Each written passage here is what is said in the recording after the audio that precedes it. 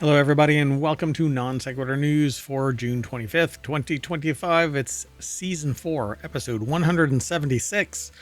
I am MayorWatt. I run ohmTown.com, and along with the Sentient AI that's normally here, but not this week, I'm in the time machine trying to play catch up.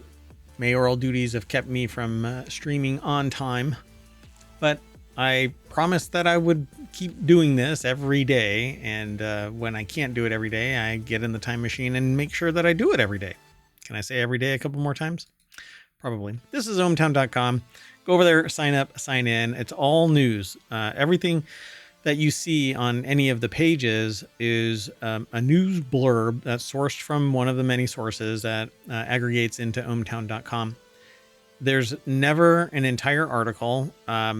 Although there is one source that provides everything, even though I stop them.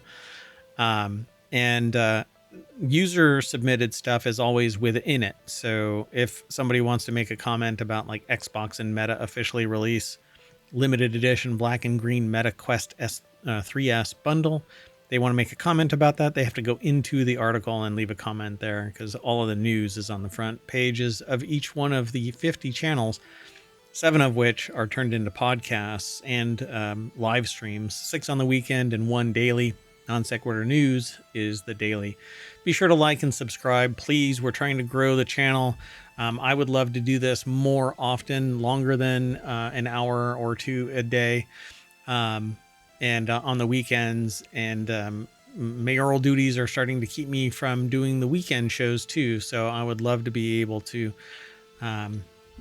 maybe by the end of summer, switch to doing this, but we'll see. We shall see. Be sure to tell everybody that ohmTown is out there and MayorWatt wants to deliver the news, 10 interesting articles and talk about them longer. And give a more science, technology, and society perspective and discussion in real time here on Twitch and YouTube. Okay, that's it. Let's keep going. We're going to talk about Fatal Run again, Off to Space, and Lost at Splashdown. AI companies can use protected works, taste test dessert galleries, Hearthstones First Pet, Courthouse case concerns chewed gum, IO Trademark goes public, push to take over dashboard, Caffeine could help cells, and from balcony to ice rink, and I suspect to emergency department. Everything's powered by ohmTown. Go over and become a citizen, please. But be sure to follow us, like and subscribe, ring the bell over on YouTube, follow us here on Twitch. That would be awesome. See you soon.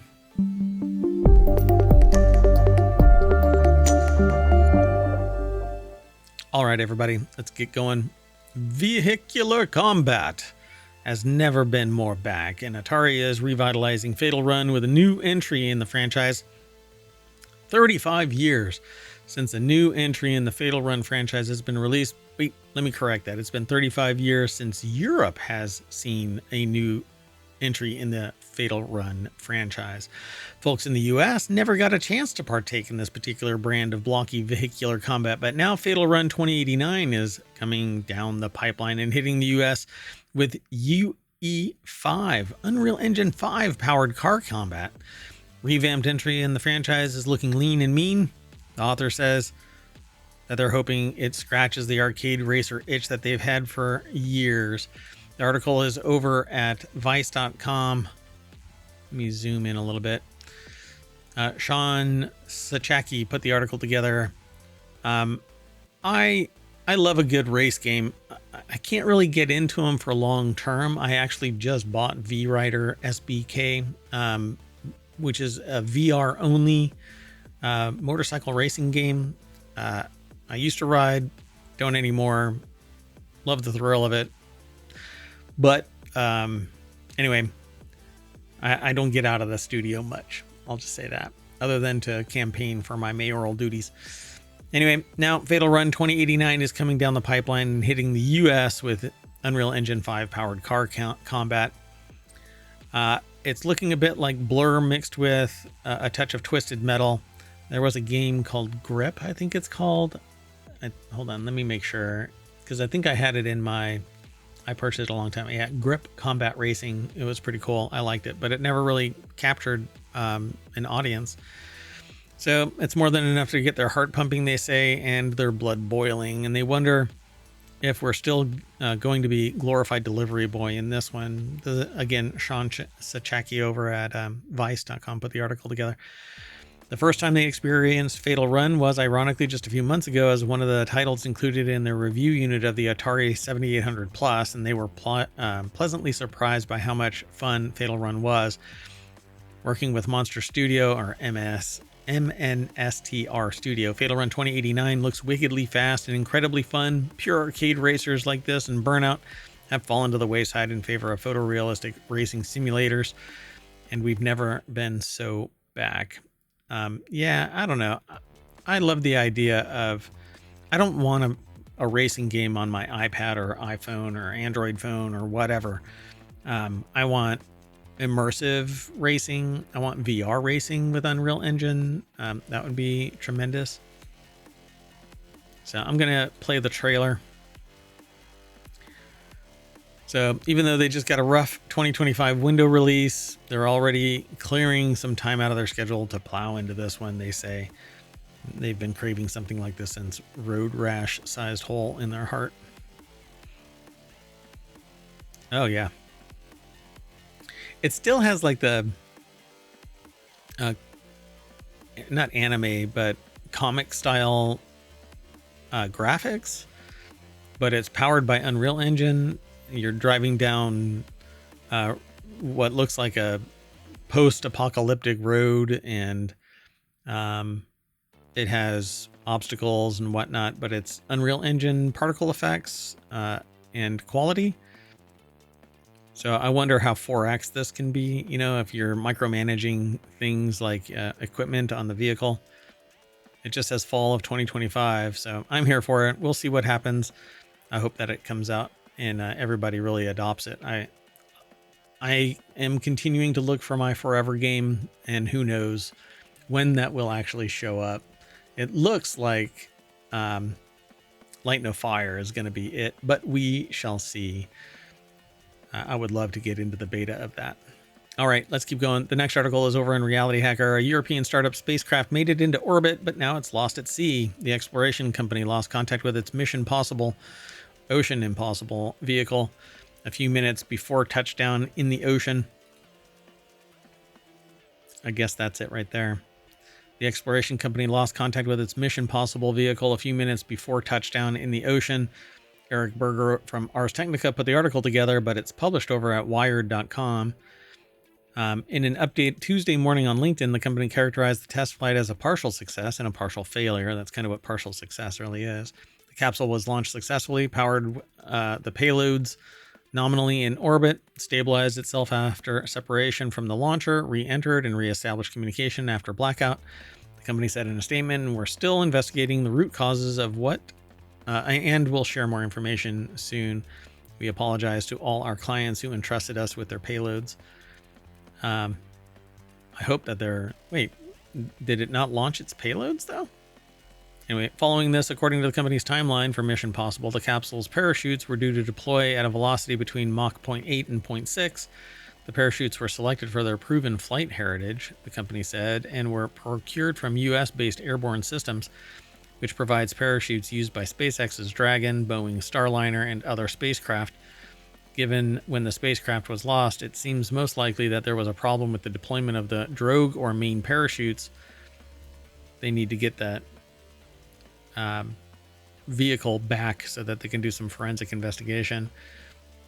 But they say here, meeting an aggressive timeline, it's refreshing to have such clear and concise communication from a space company, especially the acknowledgement that the flight was a partial failure within hours of launch. It is not a surprise that there were technical challenges on a vehicle that was put together fairly rapidly and at low cost. In an interview with Ars last November, the founder of the exploration company, Helen Hubby, I'm not sure how they pronounce their first name either. There's a lot of little ticks there. Said Mission Possible was developed at a cost around $20 million in 2.5 years, in addition to $10 million for the rideshare launch on the Falcon 9 rocket. At the time,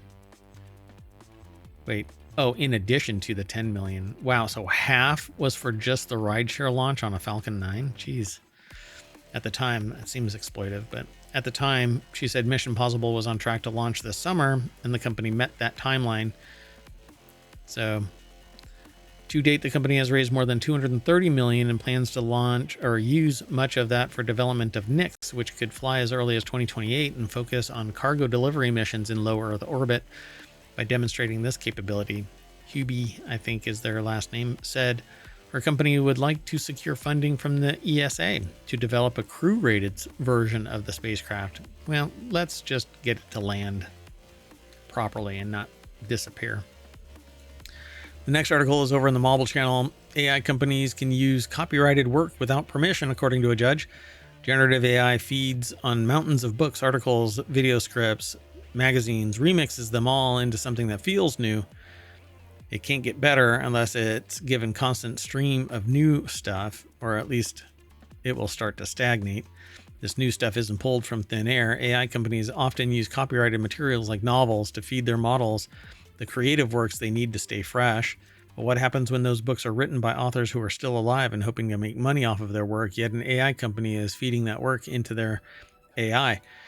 To me, unfortunately, they're not actually utilize it. Would be if they bought it, then fine, they can use it for their AI, because we buy a book and we integrate it into our worldview, our perspective, our writing. We do it for music, we do it for art, we do it for writing, we do it for everything, professional and personal. And I think that it's irrational to sit there and try and protect it in some way from technical evolution when biological entities enhance it, and then we gift a book or a song or whatever to somebody else, and it's paid for once. So I don't know. I think it's because the AI has the potential to take everybody's job, including mine. I mean, I'm not immune from this. I used to think that it was decades away that even fine motor skills were going to be replaced by an android robot technology. But we're moving fast and furious to replacing humans in all ways. So what happens when the books are written by these authors? So this week, a federal judge gave us the first real, rather depressing answer. AI companies are within their right to train the AI models on copyrighted material with some minor caveats. The lawsuit filed by the authors, Andrea Bartz, Charles Graeber, Kirk Wallace Johnson, accused Anthropic of straight up pirating their book, ripping them from the internet, and cramming them into their training for Claude, the company's generative AI model. Judge William also appointed by a former administration. I don't even like getting into politics, yet whenever I even mention this shit, Google blocks my ability to promote it. It's so freaking frustrating because I think it's automated and no human ever really looks at it. It drives me nuts. And there's so many complaints about it. Anyway, and so I'm going to promote this, and I know that they're going to say no, and I'll appeal it, and they're going to say no again, and I'll appeal it again. This time I'm just going to keep on appealing it. It's just driving me nuts. Anyway, the judge has basically said that using copyrighted works to train AI, even without the author's permission, falls under fair use. Of course, it doesn't seem all that fair that Anthropic will now be endlessly remixing and making money off that copyrighted material without a single red cent being sent back to the creators of the content its AI gobbled up. But it's not remixing and making money off of it. It's recontextualizing the raw information, and so it doesn't reproduce the entirety of the work. And when I have found examples of it, I'm really curious about what and how it was generated. I want to know more, but I have yet to dig that deep, mainly because I get distracted by so many other topics. But anyway, his justification summed up in 2 words: exceedingly transformative. And that's basically what's going on. It doesn't just repeat what it reads. He wrote in his ruling, consistent with copyright's purpose as enabling creativity and fostering scientific progress. Anthropic's LLMs trained upon works not to race ahead and replicate or supplant them, but to turn a hard corner and create something different, which is what I find with all of the artwork that I've used in music, writing, etc. Yeah, and I'm in that space. I just don't make a living off of it. Those creative efforts in the same way that somebody who does artwork or music or writing full time does it. So the ruling doesn't mean AI companies have carte blanche to gobble up intellectual property. Federal rulings are not always not a law set in stone. They set a tone for similar cases to follow, and even then, every judge is different. So maybe something will change, but probably not until I would say the AI companies have a strong enough foothold to do regulatory capture on Congress, particularly senators. They set a tone for similar cases, though, so that is legit. They're in the business of protecting big business, not your business. Yeah, not until your business is big enough and you can regulatory capture the hell out of them. Let's keep going. The next article is over in Prime Glass. Taste test: artist-made desserts will be shown and eaten in New York Gallery's one-night exhibition. The Lower East Side Gallery Olympia has invited 33 artists to participate in Cake, an ephemeral show and fundraising feast. The article is over at theartnewspaper.com. Victoria Benzine put the article together.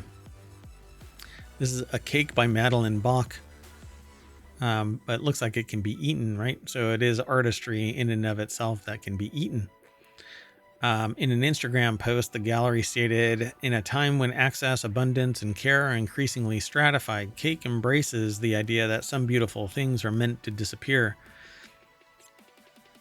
This is a fun article because anyway, I think that it's great. It's a lot of fun. So the split level gallery's lower level will feature music by Olympia founder Ali Rossi's childhood friend DJ Kit, plus drinks and decorative piñatas. The real spectacle will transpire in Olympia's upstairs gallery, empty and painted pink, like a sweet box. Rossi says a long table will stretch across the center of the room. Rossi adds that another inspiration definitely is Last Supper, referencing the biblical scene famously painted by Leonardo da Vinci and countless others, it says. Coincidentally, the exhibition will feature 33 artists matching the purported age of Jesus Christ at the Last Supper.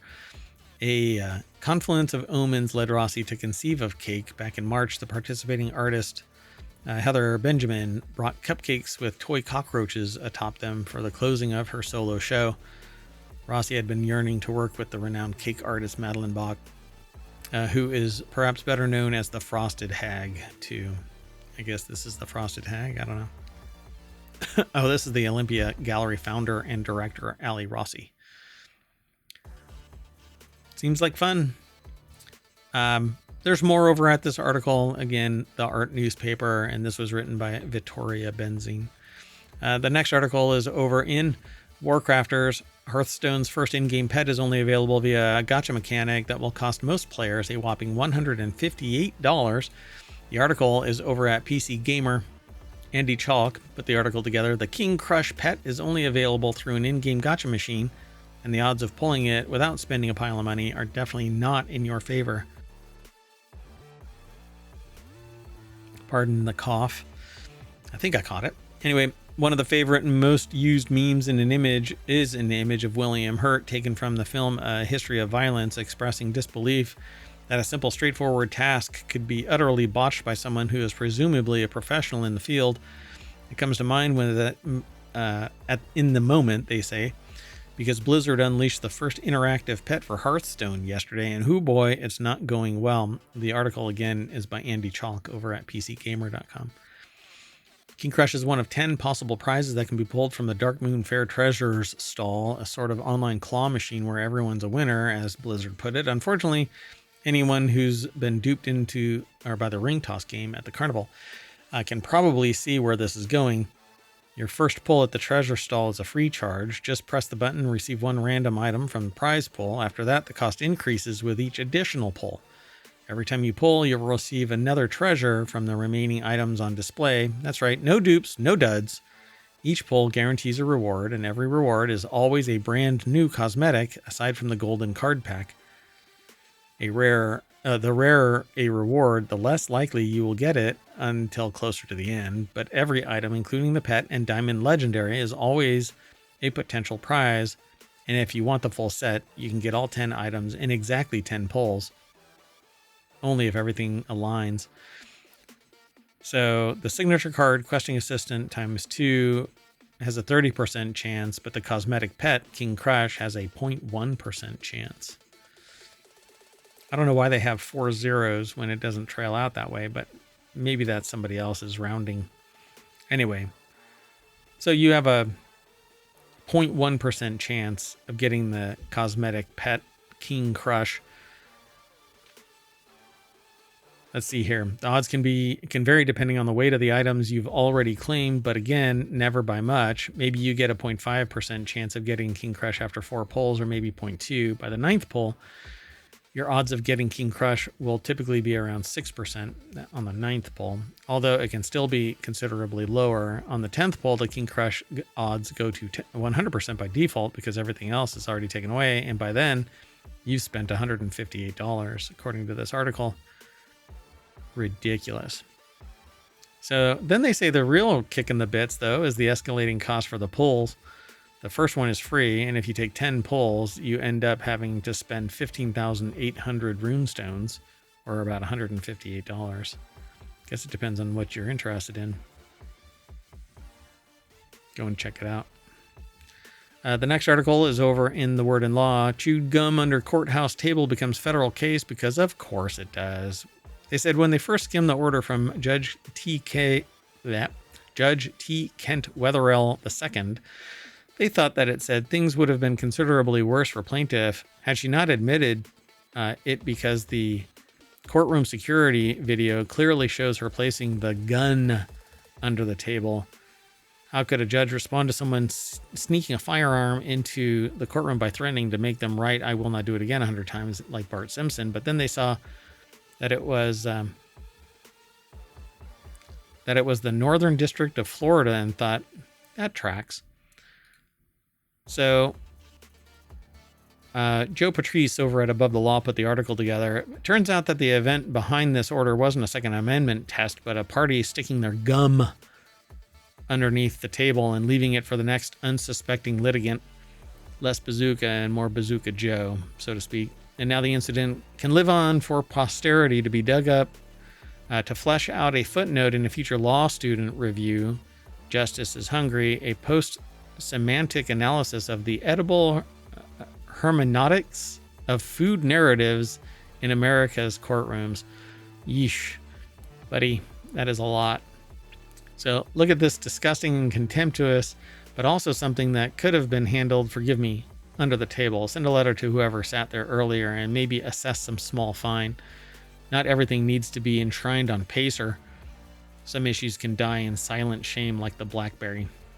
The article goes on, but I thought it was really interesting to bring this up. They say, even though this ends this chapter, the judge has ideas if this comes up again. Maybe sitting in the courtroom under the supervision of a court security officer, handwriting, "I will not stick my gum under the courtroom table again," 100 times on notebook paper, an afternoon of helping the court custodial staff clean the courtroom and adjacent public areas, and or a couple hours scraping gum off the sidewalk in front of the courthouse. People need to stop spitting gum out. All right, the next article is over in Non Sequitur News. This is a follow-on of yesterday's episode. Sam Altman takes his IO trademark public. OpenAI CEO Sam Altman has put a spotlight on private conversations leading up to a rival company suing OpenAI over its upcoming device, IO. Quote, "I'd love the opportunity to pitch you to invest $10 million in the AI meets audio hardware company IYO. Rugolo wrote in a March 4th message, "We're launching the best possible hardware." The article is over at The Verge. Emma Roth put the article together. The deck statement says the court of public opinion does not resolve trademark disputes. We're launching the best. Rugolo, the quote continues, "We're launching the best possible hardware interface to interact with AI agents. After having obsessively focused on this problem since 2018, Altman declined because he was working on something competitive. Then Ruggalo followed up by asking whether OpenAI would like to work with him, to which Altman replied he'd have to ask former Apple designer Johnny Ive, who is said to be driving the launch. Ive's hardware company was bought for almost $6.5 billion last month. Well, now he's suing OpenAI over the name. This is silly, disappointing, and wrong, they say. The next emails occurred in May when Ruggalo highlighting some of the fixes IO made for some of the fails that occurred during a demo shown to OpenAI's team.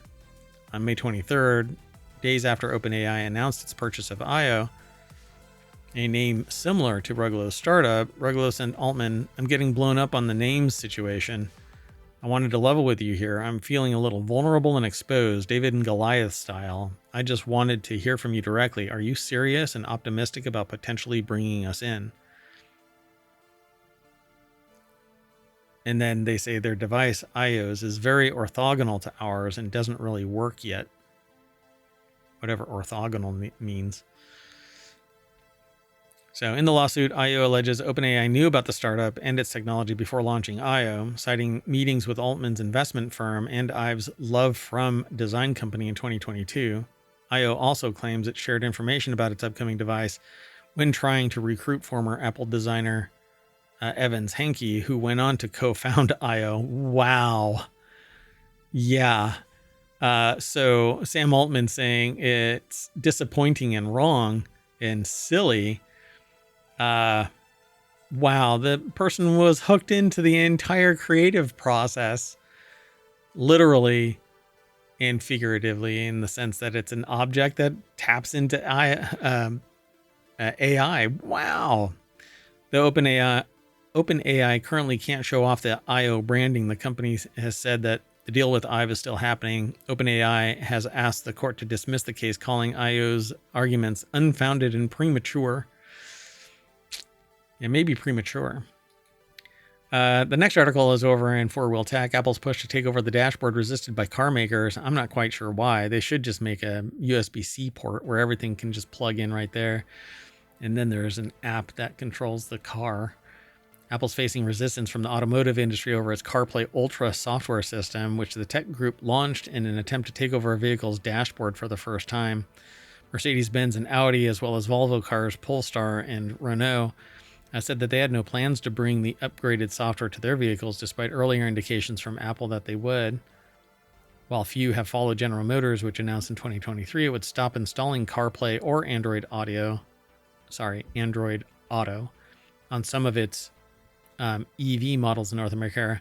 There's push. I know I myself as one of them. I would rather have just my phone, plug it in, it charges and basically transforms into the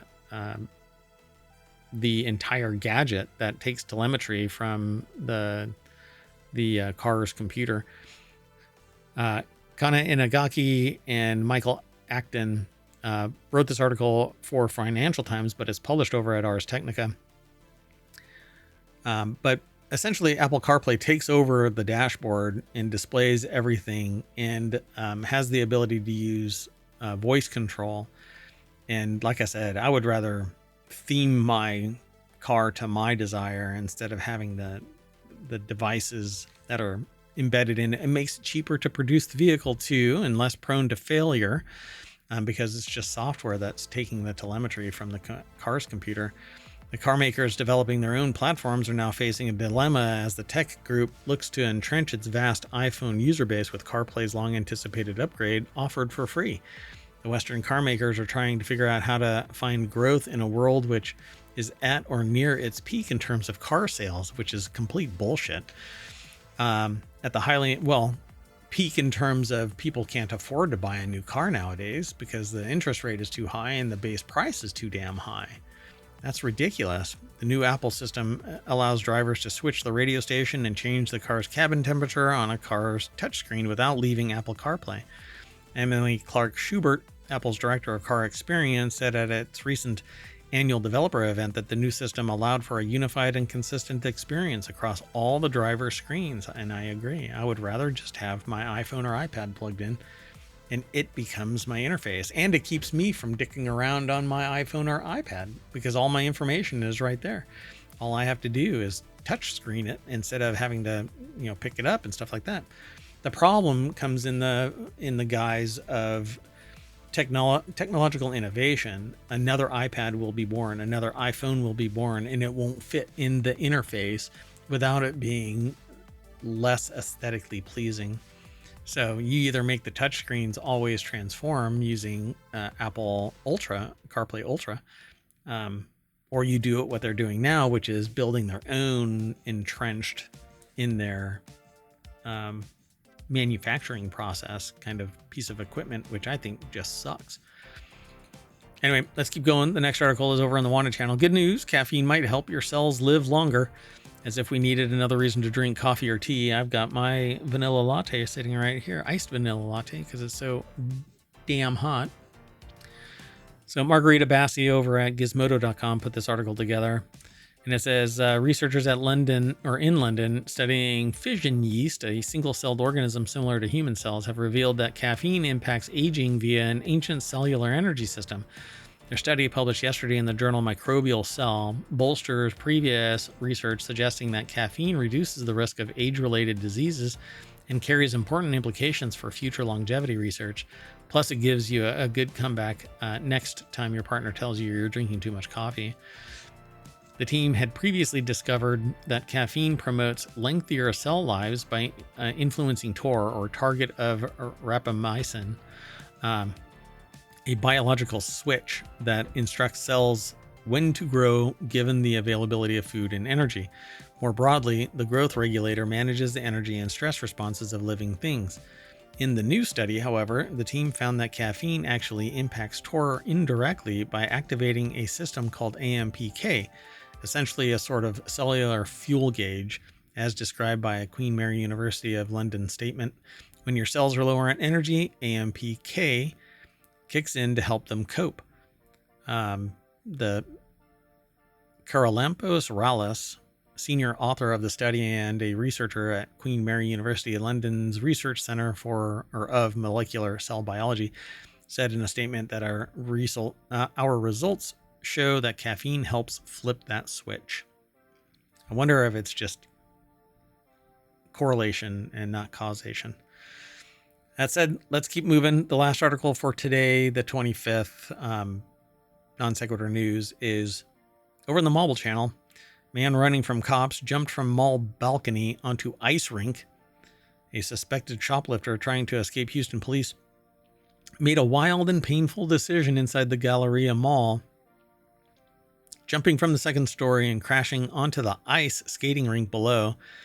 They probably thought that it was water, but anyway, they quickly located the suspect, who bolted through the mall and jumped over a second floor railing in an attempt to escape.